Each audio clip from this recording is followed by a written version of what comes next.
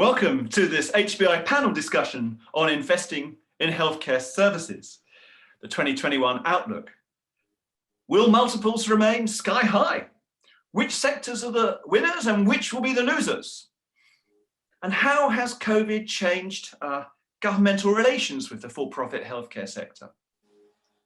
To answer these questions and your own questions, which you are going to post in the Q&A thing at the bottom of the Zoom thingamajig, we have a great panel. We've got Sam Gray. He's managing partner at Apposite Capital, which is focused solely on healthcare and is at the smaller end of the private equity spectrum. A typical investment of 20 to 30 million pounds. Sam will invest 5 million pounds or less initially, in some cases. Apposite has invested in a very wide range of medtech and healthcare service businesses, from digital through to specialist long-term care, and from oncology through to foster parenting. Marco Bonatti is VP at Apax Partners. He works particularly closely with Apax's investment in Unilabs. Apax invests at the other end of the spectrum in terms of size from Apposite. It recently raised $11 billion for its latest fund, and its sweet spot is companies with an EV of $500 million to $2 billion, although it can go as low as $300 million and can also invest in multi-billion-dollar deals. Martin Henrichs is Managing Director at investment bank UBS, where he heads up its healthcare arm in EMEA. He's been personally involved in many of the largest deals in healthcare services over the past decade, and has a profound knowledge of the sector. Our next big event is HBI 2021, which takes place September 20th to the 23rd in London. Super early birds are available now for this global conference, and we already have 130 delegates attending. A link to the conference homepage has been pasted by my colleague, Lee Murray, on chat. So let's jump straight into our first question. What are the broad prospects after a year of COVID? I wanted to start by asking you guys out there, the audience, the first of three polls to get your answer. Here is the question. Lee, do you want to post it? Aha. So we'd like you to tell us, when do you think we will return to normal conditions? There's a lot of interpretation here, actually, of course. Do you think it will be Q2 21? You're answering the questions already. And you've got a choice. You've got later, never, you've got I don't know. So whilst you're pondering that question, let us ask Martin, what's actually happened to deal flows and multiples over the past year in the COVID epidemic? Thanks, Max, for the question. So it has actually been a very interesting ride. And if you're looking at the deal volumes last year, first of all, we're starting from a very unfair comparison, given that global healthcare M&A deal volumes have been at absolute record levels in 2019, exceeding 600 billion.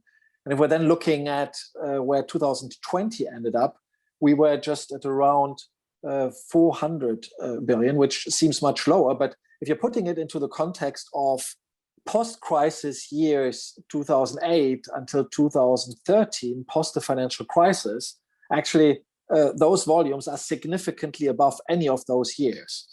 And I think another interesting data point is the year is still relatively young, but if we're looking at the deal volumes globally in healthcare M&A, we are actually a fourfold ahead of last year, the same period of time, at roughly around 150 billion. So it's fair to say that we have had a flying start in terms of healthcare M&A this year.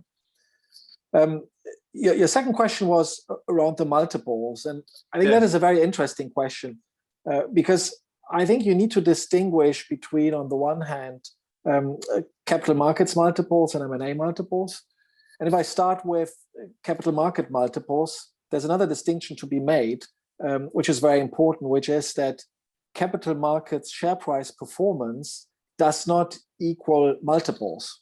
In fact, if you're looking at the winning and the losing sectors between in services, the clinical labs performing very well, and then long-term care and acute care performing less well, you can see that this hasn't had repercussions on the multiples in the space. In fact, if you're looking at the longer term trading trends in healthcare services and you're comparing the pre and the post-COVID multiples on an NTM basis, next 12 months to each other, you can see that the multiples in healthcare services have actually gone up compared to pre-COVID levels. If you're looking at pre-COVID levels, the whole sector, including CDMOs, CROs, outpatient, acute care hospitals, long-term care, vet clinics, etc., was trading at around 13 times. The sector nowadays is trading at 14 times, despite some of the healthcare sectors really having underperformed. And if you're putting that in the broader context of the performance over the last 10 years, you can see that healthcare services are trading at a meaningful premium compared to the 10-year average, which is roughly around 12 times. So all to say that healthcare multiples in general, despite, or you might argue because of COVID, are at higher levels now than they used to be before COVID. And they also exceed their 5 and their 10-year averages, which is quite pronounced in healthcare services. It's even more pronounced in medtech, where on average, medtech companies in Europe trade at about 4 turns of EBITDA higher than they used to trade on average over the last 10 years. Wow, that's a very big difference, isn't it? So when you look at M&A multiples and the prices people are paying, or what's happened there? So clearly, we have a more limited sample with regards to M&A transactions since the COVID crisis. And you, again, need to distinguish between public market and private market M&A. I think we continue to see very active public market M&A, where the multiples in line with the relatively high multiples in the public markets and the premiums put on those multiples are equally quite high. And if I'm just looking at the private M&A multiples, one of the questions that clearly comes up in many processes is, what is the impact of COVID on the overall earnings? What is the outlook post-COVID?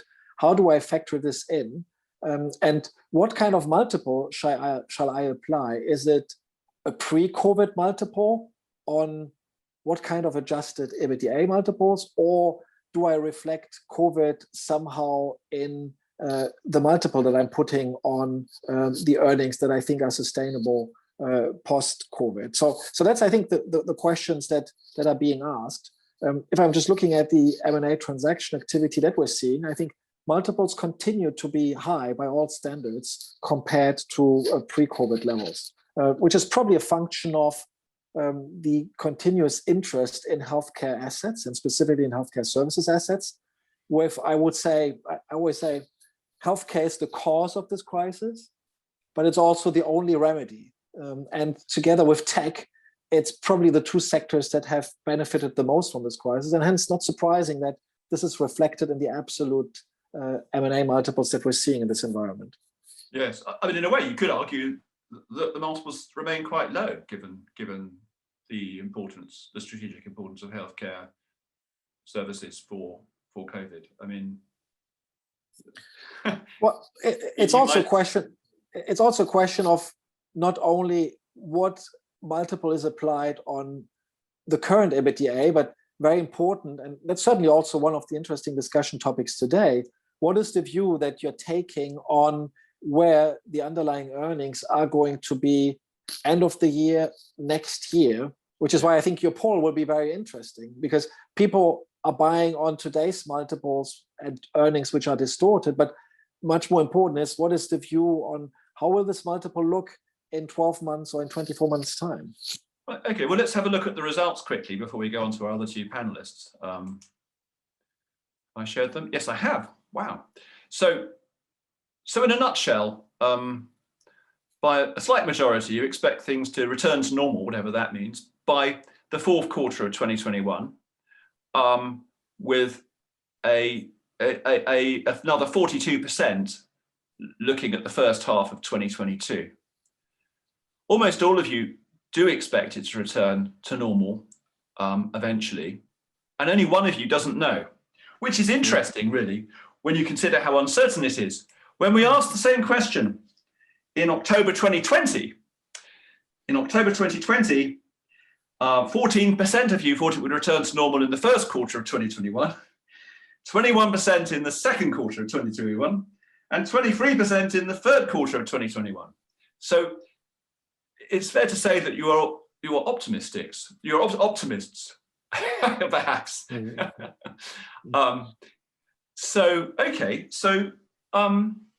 Let's go to our other panelists. Sam, I mean, you're doing a lot of deals. What has your personal experience been over the year of COVID in terms of multiples and what's happened there? Yeah, I think it very much reflects what Martin's been talking about in the broader market. I mean, 2020 started very, very strongly off the back of 2019, lots of activity. And then when COVID hit, the brakes slammed on. I think everything stopped.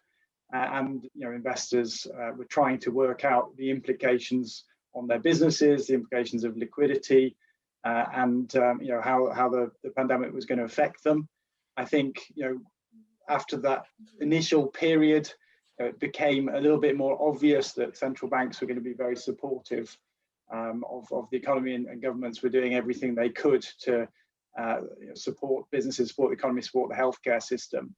And at that point, I think we started to see a lot of investor interest in the sort of laboratory sector, diagnostic sector, pharma services areas, the things that were directly important in the pandemic response.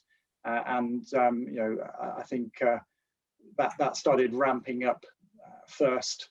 I think healthcare services have been a lot more effective at the sort of operating level in terms of their actual level of earnings. Martin was talking about how people need to look through current trading to what that may be next year or in the future. And I think it's taken longer for people to form a view on that, to really sort of coalesce around how that may evolve. And for that reason, we haven't seen so much activity in the healthcare services sector. We've seen processes being delayed, processes being pulled until very much more recently. And we are now starting to see that activity return at the very end of 2020 and certainly this quarter of 21, where actually people are beginning to position themselves for what you might call the rotation from businesses that address the pandemic directly through testing or pharmaceuticals into businesses that will help with the pandemic recovery. And by that, I'm talking about the requirement to really recover activity levels around elective surgery or diagnostics, cancer pathways and so on, where there's a huge amount of activity that has been delayed or deferred and will have to be addressed. There is a huge sort of latent bolus of demand that will come through. And so I think people are beginning to look for businesses and investment opportunities that can help support that post-pandemic recovery, if you want to call it such. And they think there will be this big recovery. They don't think that there will be a huge recession, which means that people won't want to pay for electives or you could have argued there would be a huge recession which would have affected electives and many procedures in the private sector, but that doesn't seem to be the case, does it, really? Well, I think a lot of these things are only somewhat discretionary. If you have an urgent need for a hip replacement, or even more so if you're a cancer patient, those areas have been delayed and deferred. I think there were 32,000 fewer cancer patients diagnosed in 2020 in the UK than in 2019. There's no reason to think those patients don't have cancer, that they're not out there, that they haven't got that disease developing. Those people will need to be diagnosed and treated. Similarly, I think there are 100,000 fewer heart procedures and heart operations in the UK in 2020 than there were in 2019. Those will need to be addressed. So there is a real backlog building up of not just hips and knees and elective procedures, but also more serious treatment. Yes, and you could argue people now have the cash, of course, that the average consumer is sitting, well, not the average consumer, but your middle classes are sitting on large amounts of cash now, aren't they? So I think maybe this will go in line along with doing up the kitchen. I think there's certainly an argument that society as a whole, be that your private self-paying middle-class individual, or be that a government, will take a different view on healthcare spending. I think healthcare has always been seen as a sort of burden on society, the cost of the aging population, the huge cost of supporting healthcare systems. I think what we have seen over the last 12 months is that actually it's not so much a cost, it's a necessity for all other areas of the economy. And actually without a healthcare system, we don't have economic activity in other areas. So I think that will cause a mindset shift across society, we be that on the sort of private pay side or the government side. And I think we will see more support and more investment and more willingness to spend on healthcare going forward across all of healthcare. I was looking at Bupa's results for 2020, and they were suddenly sitting on a massive cash pile because I think the premium expenditure had more or less halved. So they were sitting on an extra £600 million roughly. I'm sorry, those figures aren't accurate, but I was surprised by that, and presumably that kind of amount of money will eventually come through in expenditure, won't it?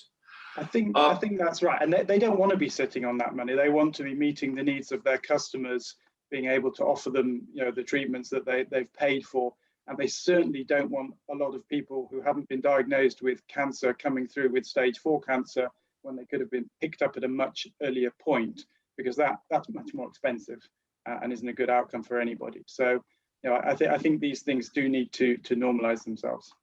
Right. So so you're seeing toppy you're seeing toppy multiples, are you? Are you seeing a lot of people saying, "Oh well," do you sometimes think, "Well, these guys are having a bit of a laugh here"? I think investors have been forced to look at healthcare and tech for the last 12 months. I think there will be a structural rotation back into hospitality and leisure sectors and so on as things open up. But I think there will remain a very strong level of requirement and interest in investing in healthcare. Yes. Marco, what about you? Is this mirroring what you're seeing as well? Absolutely. So very much in line with what Sam and Martin has been saying. I mean, obviously, we've seen also across our portfolio, the operational performance of tech and healthcare has been the strongest. And, people have a lot of dry powder to invest. So there is also pressure to deploy capital. In the first part of the crisis, obviously, there was a lot of uncertainty balancing out this need to deploy. So the assets that really benefited from these were the assets that have held up well through the first part of the pandemic. So the very resilient one. I can give you an example. We sold in September an asset called Norax Pharm, which was a specialty generics pan-European player, which didn't see the crisis at all in terms of operational performance.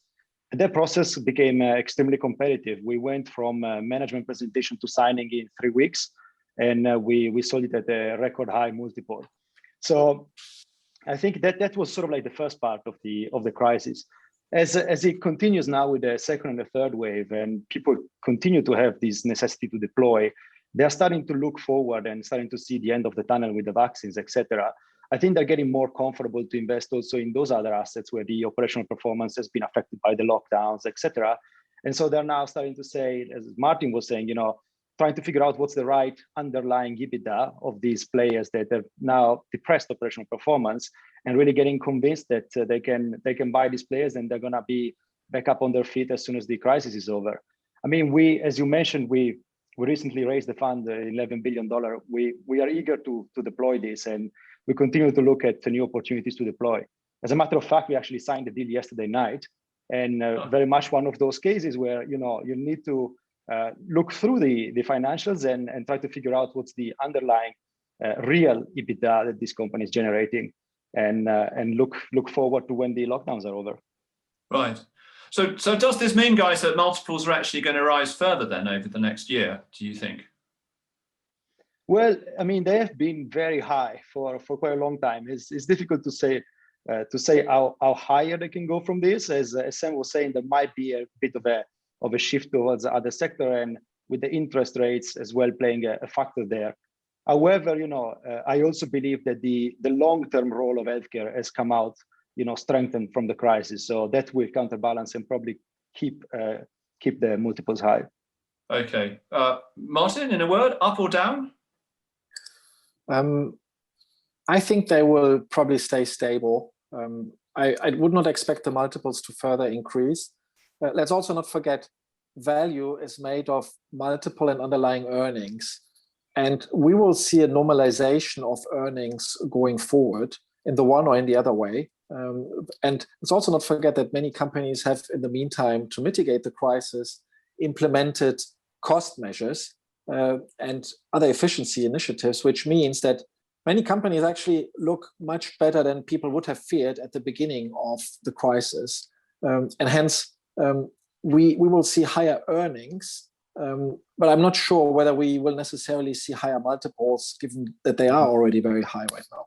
We looked at Humana recently, the big Swedish social care group, and I think they increased revenue by 3 or 4%, and I think they increased their earnings by about 40% last year.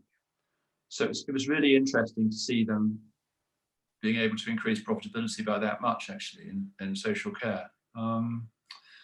Great. Okay. And Sam, what about you? Do you think they go up or down? Well, I'm sticking with stable as well. I think there are a lot of investors who are very liquid, invested in the sector, a lot of dry powder out there. People have recently bought into assets they won't be forced sellers, at all. In fact, people are deploying more capital, so there's no real reason to think that multiples or valuations anyway will come down. I think they're likely to remain stable for at least the medium term. Yeah. Well, it'll be interesting to see, won't it? We've got a tool in HBI Intelligence, which is the HBI pipeline, and we gauge companies by their likely probability to sell, and it's sort of there's a lot of stuff there which is on 70-80% probability to sell this year now. Actually, a lot of I mean there are a fair number of less successful private equity investments out there which have been around for a very long time, aren't there? So there must be a backlog which I guess we'll start to sell now, won't it? Perhaps. Okay, fine. So we have another poll for you guys as well, actually, which is Lee. Aha, yes.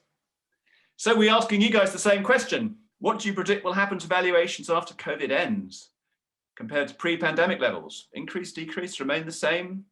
Oh, there's a battle going on between increase and remain the same, isn't there? Oh, somebody saying decrease?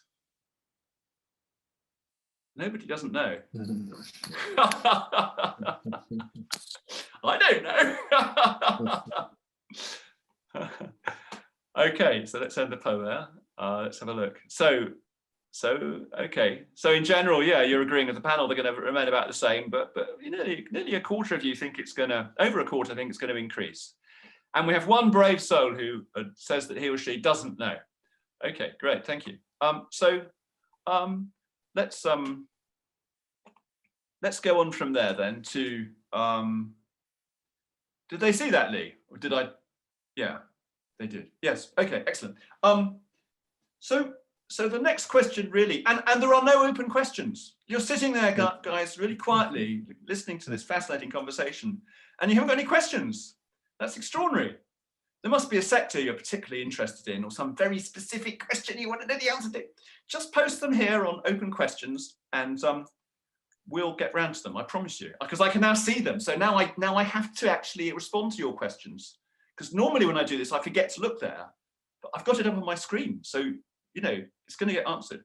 So, okay, let's go into the prospects for the main sectors. So who do you think have been the winners? Which sectors do you think have been the sectors which have come out of this as accreting most in value?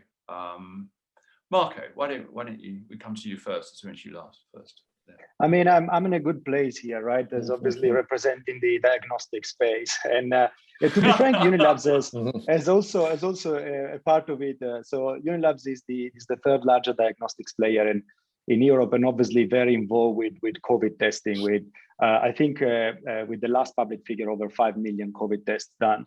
So, but to be honest, this is something shared by the industry. If I take the three largest European players, in the third quarter of 2020, their revenues were up organically 49%. and their EBITDA was up organically 98% just in the third quarter.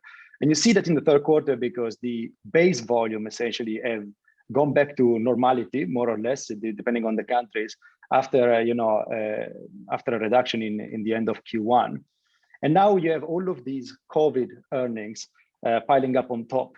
So clearly, I mean, this is one of the players that you would consider, one of the sectors you would consider a winner. And for these players, the discussion has already moved, as Martin was mentioning before, to the sustainability of these COVID earnings. I think we are hearing good argument as to why some of these earnings, perhaps not 100% of them, but are there to stay in the long run. So as we probably gonna go down in terms of volumes of PCR tests, etc., we're probably gonna stick around in terms of genetic tests to monitor the variants, or even change protocols. If you think about the MRSA tests that you need to take in a hospital, which is part of the standard protocol, and now probably COVID portion of the COVID earnings is gonna become a similar type of standard type of test. So definitely for players like this, we see them as winners in this specific time. Those are extraordinary results. That was the third quarter, and I think you were telling me before that in the fourth quarter it was even higher, wasn't it? It was. Yes, we don't have. I mean, the numbers are not public yet, but I would bet that for all of the players, the numbers are going to be even stronger in the fourth quarter. Right. So I guess the question is, what is the tail going to be? I mean, how much of the COVID testing style business will remain in a year's time? Sam, Martin, what do you think? Or Marco, what do you think? You're the expert on this, although you're slightly biased probably. What do you think it's going to be? It's difficult to say whether it will be 10% or 50% of what it is today. I think we'll see very soon what investors think, with one of the large players expected to be IPOing soon, and we'll see what the investors think. Yes, it's very tactful. Martin, what do you think? Is it going to be a tale of maybe a third or a quarter of the business remaining after COVID in a year's time? I think it is difficult to say, but I think you're making a very good point, Marco, which is that people often think about the diagnostic sector as having only benefited from this crisis. Reality is also there have also been losses due to the lack of some elective procedures, which are going to come back and actually even further going to benefit the sector. And then I think there is another effect, which is the effect of longer term, there will be increased sensitivity around testing in general as systemically relevant for the whole healthcare infrastructure. The focus and increased focus on infectious diseases. We will, for the short term, see safety, traveling, and other related testing activities. So I think the tail will probably be longer than people really think. And the longer term effect of this crisis on people really realizing how important diagnostic services, in particular on the clinical lab side, are, will sustain, in my view. Good, thank you very much. And Sam, what about you? What do you think are the winners and losers as you see it? Yeah, well, like on the lab sector, I agree with the point that whilst they've benefited from COVID testing, there's been a downturn in other forms of testing. We have a genetic sequencing business in Spain. Yes, it sells COVID tests, but actually its core work around rare diseases and identifying genetic disorders in children has been impacted during lockdowns and disruption to medical service. They offset each other, and we think as COVID tests go down, the catch up on the core business will more than compensate for that. But in general, I think there's more awareness, there's more investment, there's more understanding of laboratory work, of diagnostics, of genetic sequencing. People have invested in the capacity, they understand what they can do with it. Perhaps we will start testing for and sequencing flu more often, having come through COVID, I don't know. But I think we'll also perhaps look at other things like antibiotic resistance and invest more in identifying and mitigating those sorts of threats before we get to the point of another pandemic. Okay, fine. I asked for questions and I've got 3 of them, so we better ask you guys about them. So Konstantin Lebediev has a question here about the future of technical innovations which have come to light during the pandemic. What do you see as the post-COVID future? And how much do you think valuations of telemedicine companies will decrease in the end of 2021 and 2022? So Sam, you've looked at this stuff, haven't you? What do you think about? I mean, there's been a big. I mean, when I talk to people, they say that telemedicine has yes, it's gone up, it's gone big, and then they say, but we think that when family doctors get back in their offices, it will go down again, and we won't. The push will recede, and we won't. We're going to see a return to normality because that's what doctors want. What do you think? Yes, so I think the last year we've seen more change in the practice and delivery of healthcare than we've probably seen in the previous 10 or 20. Healthcare systems tend to work at quite a conservative and slow pace in terms of innovation and change. The driving force has been sort of the aging population, which is a very long-term trend. It doesn't cause or force rapid change. It causes change over long periods. And now, COVID has completely upended those dynamics, and we've had to adapt extremely rapidly over a short period of time. And I think the interesting thing is that a lot of the technologies and innovations that we've adopted rapidly were there. They'd been developed, they'd been invested in.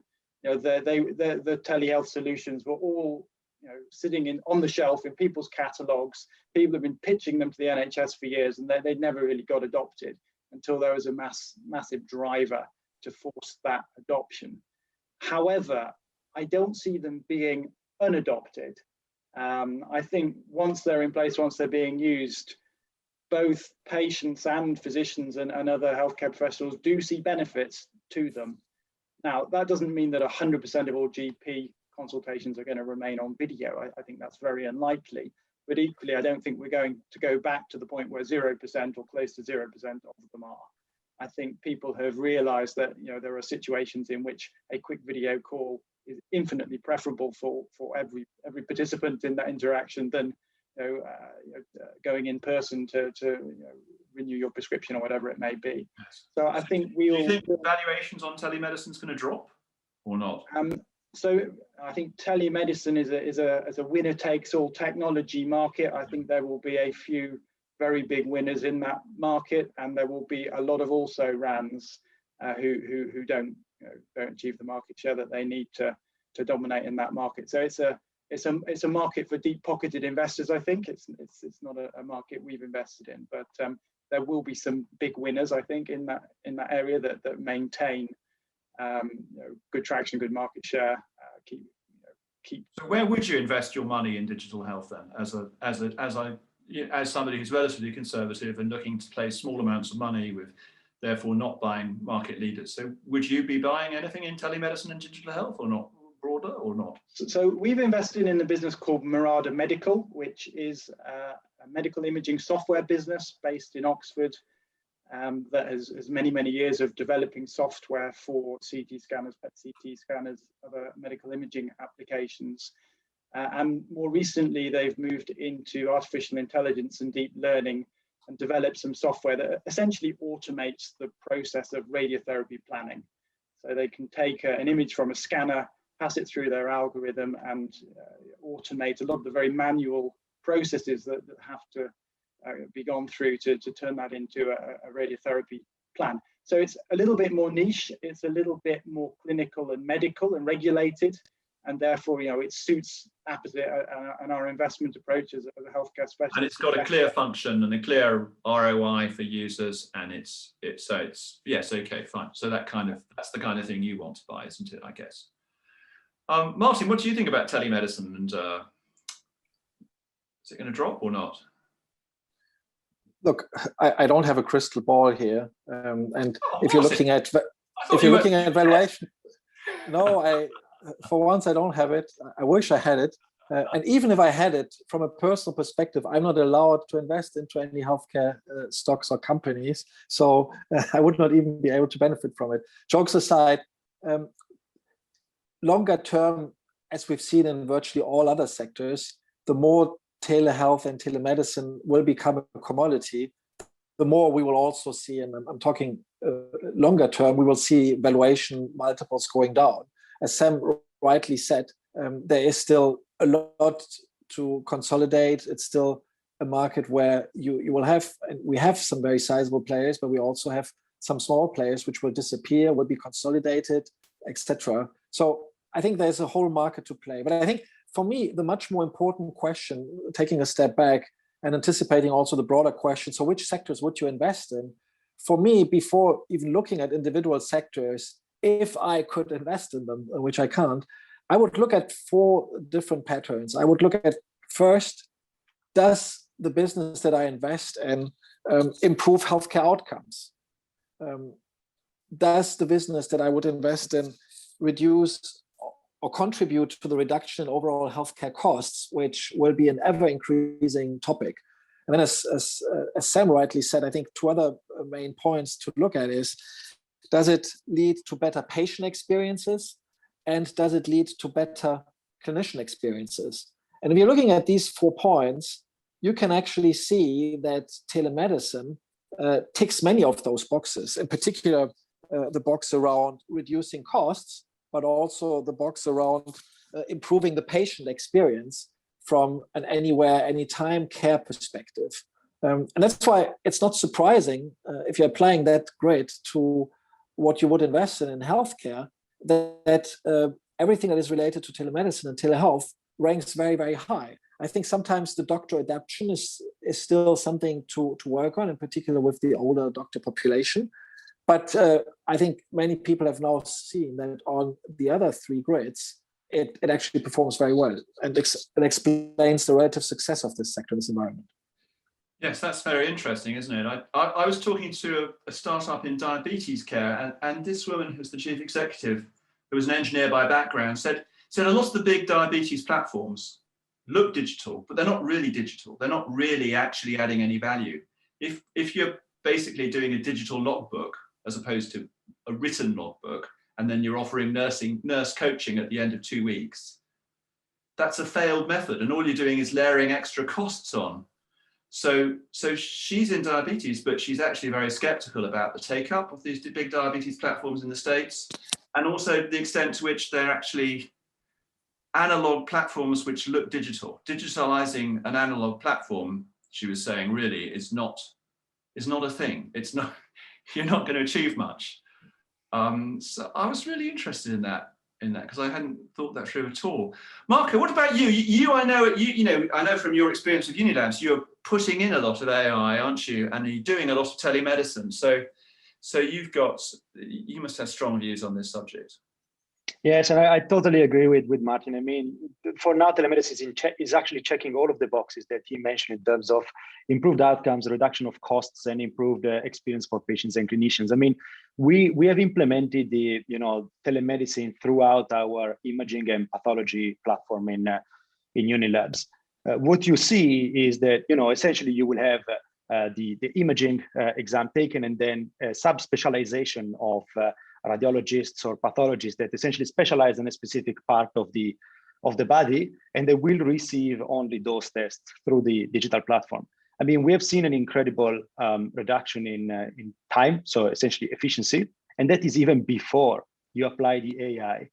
So, and the AI is just at the very beginning, right? Right now, we are using AI to prioritize slices for pathologists, or to help them figuring out exactly within the image where they need to look at first. So it's not really yet a fully automated type of reading, but it's already providing huge advantages from a cost perspective. And then another interesting thing that we did is to compare the outcomes.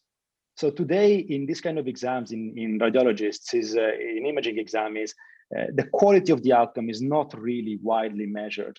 And if you take 2 radiologists and you have them to read the same exams, you will see that the discrepancy is actually pretty high.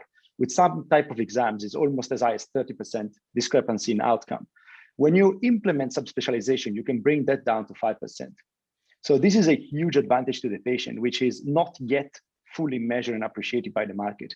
And then Is if that, on but top of you that, actually need an international platform, don't you? And you've got all kinds of problems with teleradiology because people in Sweden will say, well, it's got to be read by a Swedish doctor if it's read in Spain, or it's got to be read by a doctor who's a Swedish doctor. So it's really hard to build a pan-European platform in teleradiology, isn't it? I mean, and is those barriers are they decreasing at all or not?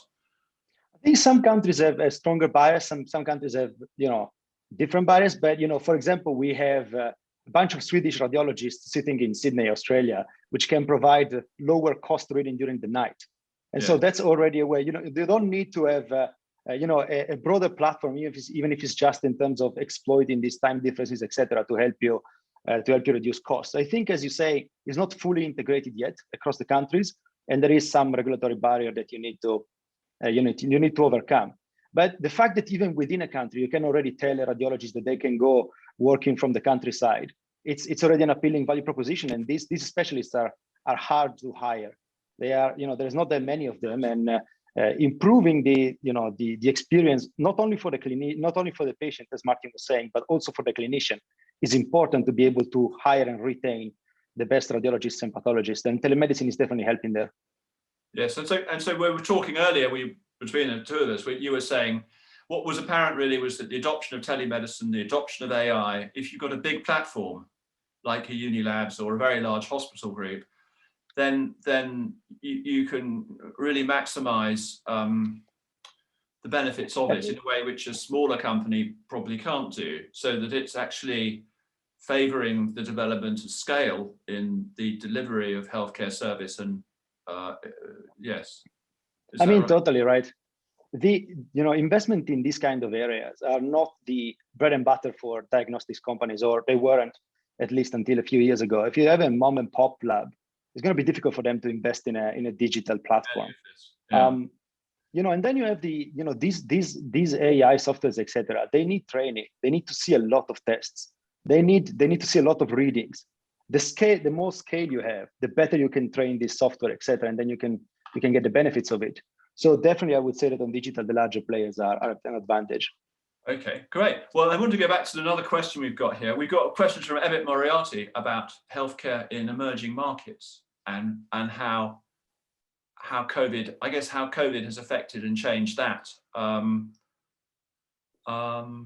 Martin, do you have any strong views on this? I mean, I know that it's really put a stop on medical tourism, hasn't it? I mean, there are big Indian hospital groups who completely rethought their business strategy. I mean, I was talking to Max Healthcare just before this broke, after they were bought by KKR, and the whole strategy was, oh, we're gonna persuade Westerners to come to India for complex surgery. We're finally going to crack that nut, and of course, bang, COVID came in. But what do you see, Martin, on emerging markets? So I think not only in emerging markets, but in emerging markets specifically as well, I think the crisis has put a spotlight on how the sector is being set up, and if the sector and how the sector can cope with a crisis like this. And we have seen that if you're looking at some of the healthcare providers, if they have been too dependent on elective procedures, they have had an enormous impact on their respective business. And that has been something that we have seen in a number of the emerging markets, but also in some of the developed markets. I think it puts a spotlight also on the collaboration. It's probably one of the other topics we're going to discuss, on the collaboration between the private and the public sector in countries where the government is really dependent on the private sector to be part of the healthcare solution. And where in some instances the private sector has not been able to do that because they don't have the capacities or the capabilities. So we will, I think, see a renewed relationship between the public sector, the private sector. There is also the payer to put into that mix, because in some of the emerging markets, the out-of-pocket component is much more important than it is in some of the developed markets. And that, I think, will lead to a very interesting discussion and debate. Are we generally set up for these kind of crises going forward? Is the relationship and the split between public and private sector provision the right one? Is there something that we would need to change? And then the payer will, of course, also have an important say. Okay, fine. And Marco, you've been looking at emerging markets, I guess, through the Unilabs prism. So how have they reacted in Latin America or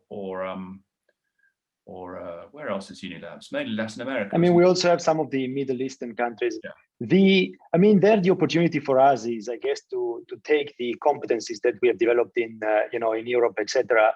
In terms of in labs and in other markets like this one, you really need to step up your game in operations to ensure that you cope with with the price pressure, etc.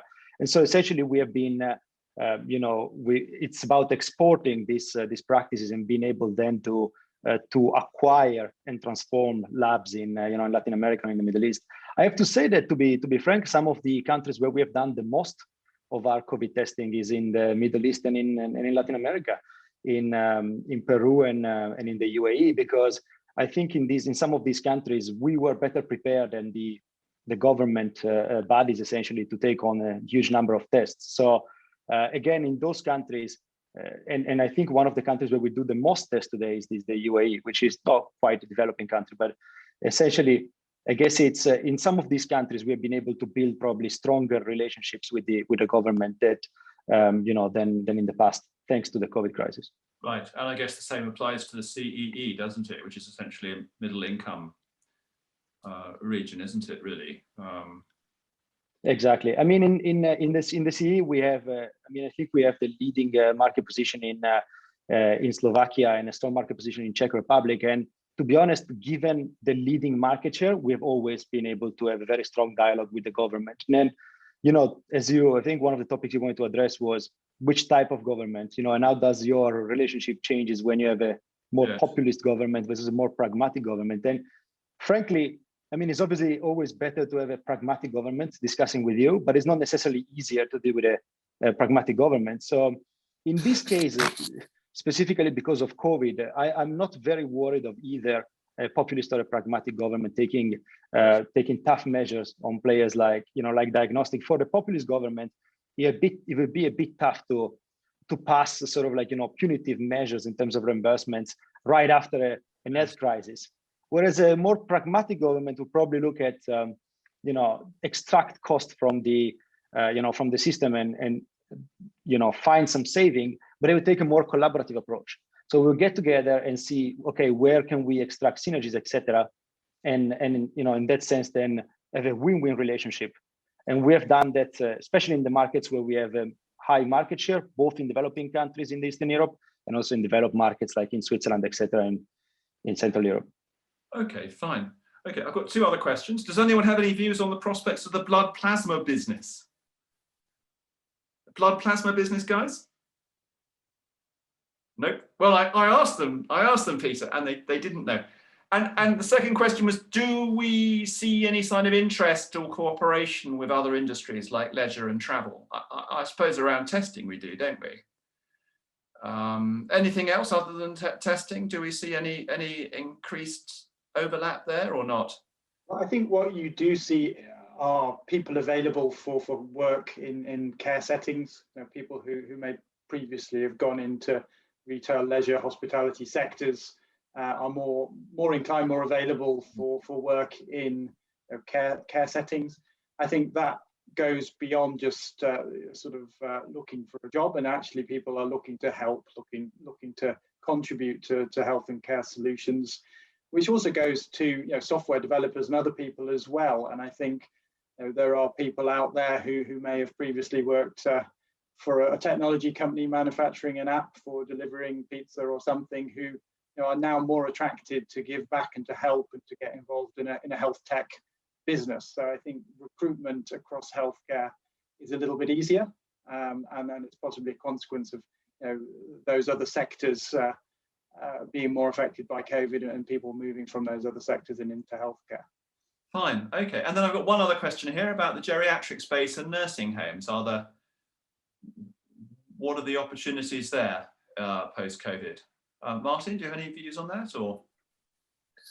Well, if you're looking at nursing homes in general, and I think you did an analysis yourself, HBI, from a pure business volume perspective, it's certainly one of the sectors that has been less affected than those entirely dependent on elective procedures.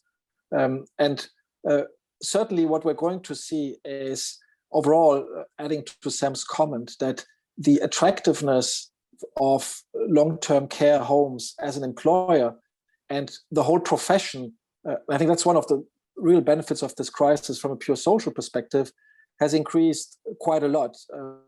Not only because people are better paid, but because people really see the systemic relevance and the importance of carers for us and for the whole community. And I think that will overall benefit the sector. And let's not forget, we are in times with increasingly elderly populations. We will need those carers.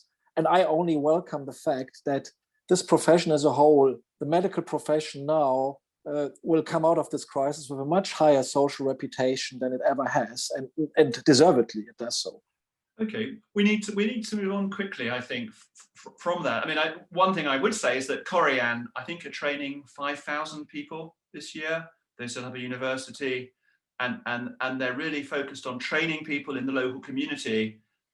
And that really changes the relation. I agree with you, it changes the relationship with caregivers. So suddenly Korian goes from being a nasty big listed company which runs a care home in my area, which competes with the public sector, to being a company which provides training and long-term jobs which are of value to my community. So that I think that's possibly a very powerful change actually for long-term care providers as they broaden their platform.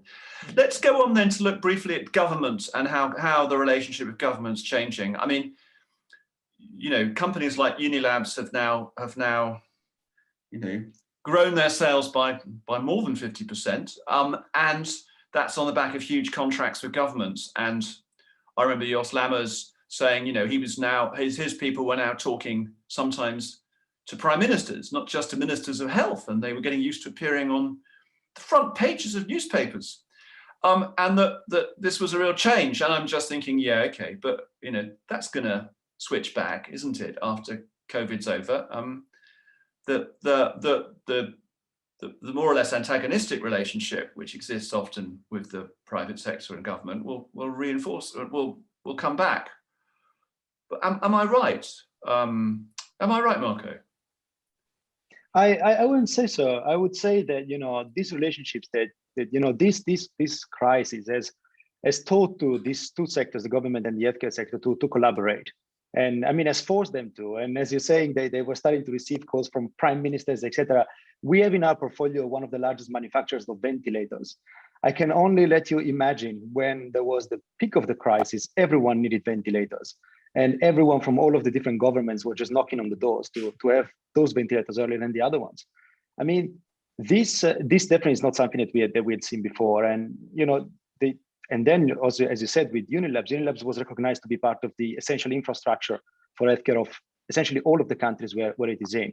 These relationships that have been built successfully and have, you know, helped addressing the crisis, I don't think they're going to get lost. Definitely, you know, we're going to go back to see the usual probably price pressure in a few years when there is more political willingness to do so. It's tough to implement the price reduction now after a health crisis. But I think that this has taught to these players that then if they collaborate, they can get to win-win situations. So I think we're going to see a better prospect in the future than before COVID. So does that mean being more transparent with governments about where you make your money? Because I mean, in a sense, the private sector in general has often played a kind of cherry-picking kind of game with the public sector. And in a way that's led to a lot of distrust, hasn't it? So if it were the case that you're suddenly able to talk more transparently, you're going to build a deeper partnership, aren't you? Or exactly. not? And I mean, we've already been able to do so. I mean, as I was saying, with some of the countries where we have the largest market shares in the country, we have close collaboration and we have been able to extract costs just by helping the government setting the regulation and the guidelines and how to do things in a way that it costs less. And so, you know, we can still, you know, preserve our profits and the government can reduce their budget. And again, you can only do this when you have a close collaboration. And with this COVID, we are looking towards, more and more collaboration between these players. So you've got a voice at the table, the top table, for the first time, really. You're sitting there alongside the medical profession, which always has its own agenda, doesn't it? Exactly. Okay. Sam, what do you think? Is this an overly rosy view of things, or? Well, I think there have been some fantastic examples over the last 12 months of public-private partnerships, businesses working with government. The best example in the UK is probably the vaccine program, where private sector input was absolutely critical, but so was input from the NHS, from government. Everybody pulled together and came together to identify scientific technologies, invest in them, create the manufacturing, the supply chains. And it was a real sort of consortium of private enterprise and government. It was an example of how working together in the way Marco was talking about can solve problems. There have equally been some poor examples of poor contracting and contracts that were not well thought through or weren't delivered. And that's a shame. I hope that doesn't tarnish. Areas like PPE, you mean, or? Yes, I think that there's some high-profile examples around test and trace or PPE where it's hard to see how value for money was obtained. But I think the fault was on both sides in terms of the contracting and the due diligence, etc. That I think that let's focus on the more positive aspects of this, because there is absolutely going to be a requirement in that post-pandemic recovery that we were talking about earlier for the private sector to help with that as well. And I'm thinking in particular around sort of diagnostics, where there are backlogs and insufficient capacity to address them, particularly on the sort of radiology side in the UK. They're actually talking about doubling the number of CT scanners that we have in the UK, because we are, I think, 23rd on the list in the OECD in terms of CT scanners per head of population. The NHS isn't going to do that by itself. It needs, and I think it accepts that it needs support from the independent sector. So I hope what we get is a much more collaborative approach to sort of objective setting and value sharing and risk sharing that works for everybody, and not a sort of zero-sum game that sometimes you get through mistrust or poor communication. Martin, what about you? What do you think? I agree with what Marco and Sam said. I might be wrong, but my sense is that this crisis has actually further emphasized the importance of the private sector. And looking at it from a COVID patient perspective, a COVID patient doesn't look at whether they go into a private or into a public hospital. It's ultimately about getting these patients back on track again, regardless of whether it's private or public. And it has been a very nice moment in everybody working together. And frankly, the public sector probably acknowledging more than ever before how important the part of the private sector is in emerging markets, where the public sector, often from a structure perspective and a professional perspective, is far behind the private sector, but also in more developed countries. It's not by coincidence that the whole private ICU bed capacity was acquired here in the UK. And I think that wouldn't have happened if the private sector were so useless as some people sometimes in government spheres might think. I think it also has put the spotlight on the need, what needs to be done to be prepared for the next crisis. And I think one of the main points, Sam was talking about diagnostic services, but the other one is also the enormous discrepancies that existed between countries and their levels of ICU beds, where there have been enormous discrepancies at the beginning of the crisis. You're taking the cross comparison between Germany and the UK, for example. Germany had more than 5 times as many ICU beds than the UK. Yes. And if we hadn't had the private sector helping out, I think the situation would have been even worse. So I think overall, it probably has put a further spotlight on how important the private sector is. And I see the positives rather than the future negatives of this resonating in the future. Okay, well, thank you very much, Martin and Sam and Marco. and for being a great panel. So we've had our hour. To the audience, I think Lee has got a tool where you can rate the quality of this discussion. And if you'd like to fill that in, that would be great, because we really do need feedback. It's actually what keeps us going, and I spend a lot of time looking at it. Please think about joining us at HPI 2021 in September in London. We're fairly confident that we can do a physical conference, possibly with social distancing, but we're buying a very large and expensive conference centre so that we can socially distance and do a big conference. So do join us. It's I know you're all yearning to get out there and bump elbows, if not shake hands, sometime very soon. Okay, so thanks very much for your help, and I'm glad to say that you do like this a lot from the poll. Anyone else want to fill it in? That's great. And thank you very much to our panel. Goodbye. Thank you.